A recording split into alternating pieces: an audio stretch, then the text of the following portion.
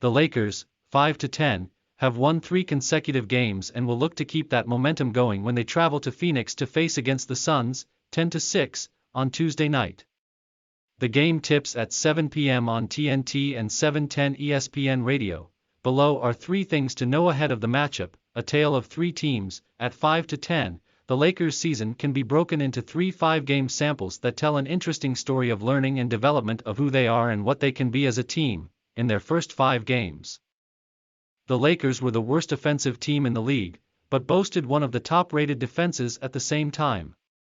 They went 0-5 in those games, unable to close a couple of games that were close down the stretch while having difficulty keeping pace with some of the more high-powered offenses they faced. In games 6-10, the team went 2-3 solely on the strength of an improving offense and some timely shot-making. Hello, Matt Ryan.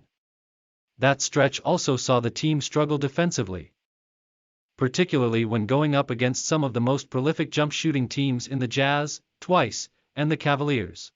In the team's most recent 5-game stretch they are 3-2, all coming on their current winning streak. This stretch has featured an even more improved offense, but also a return back to some of the defensive roots that Coach Ham has preached as the backbone of this team.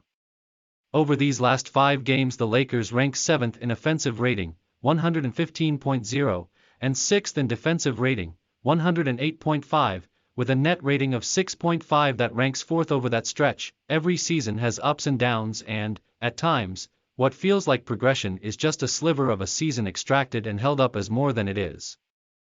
But, as the Lakers have gotten healthier, even as LeBron has missed time and had more time together, they've improved offensively and have begun to re-establish the defensive identity they had coming out of training camp. The hope, of course, is that they can combine the defensive version of themselves from their first 5 games and their more well-rounded play from their last 5 games to propel their season forward. 3-point shooting UPS downs. The Lakers' struggles from behind the arc to start the season were a huge story not just because of the historically low percentage, but because of the volume of attempts that percentage came on. Through the team's first 5 games their 35.4 attempts per game were the 12th most in the NBA, which only amplified the importance of the team missing them at the rate they were. Fast forward to today and while the team still ranks 30th in the league in 3-point field goal percentage for the season, the story is shifting and not just because their shooting has began to normalize. In the team's last 10 games, they're knocking down a very respectable 35.9% from deep, good for 16th in the NBA over that stretch, while also lowering their number of attempts per game to 28.1, fewest in the league.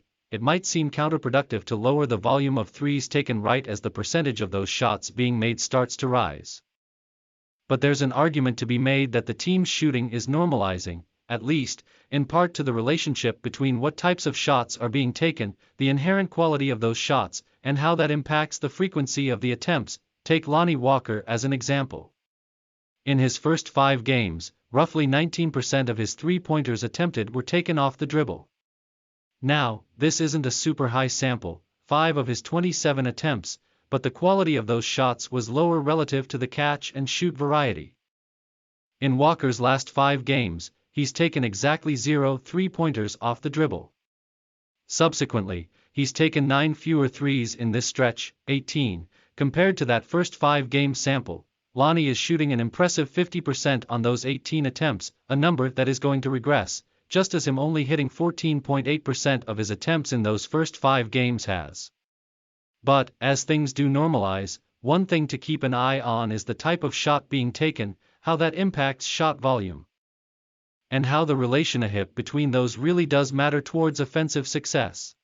Matchup versus the Suns have won 2 of their last 3 games, including a trouncing of the Knicks on Sunday night. They are a bit banged up, however.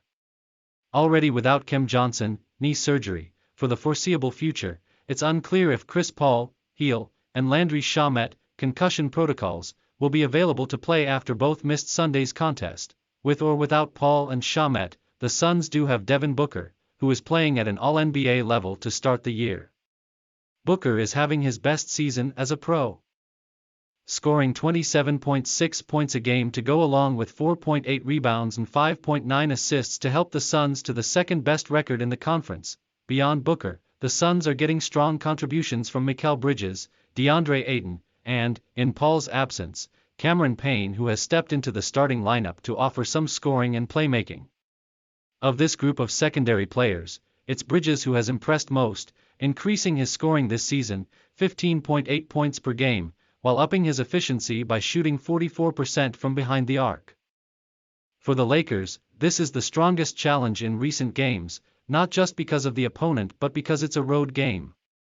The Lakers will need to continue their recent trend of playing with spirit and pace, but also bringing poise and a deliberate attack in the face of an environment that will be raucous and rooting for their mistakes. From an individual matchup perspective, how both teams deal with the other's best players will be an interesting test. From the Lakers' side, defending Booker is a difficult challenge, as his physicality and shot-making from the guard position are both top-notch. Multiple players could get an opportunity to defend him, offering him different looks while also keeping individual defenders fresh.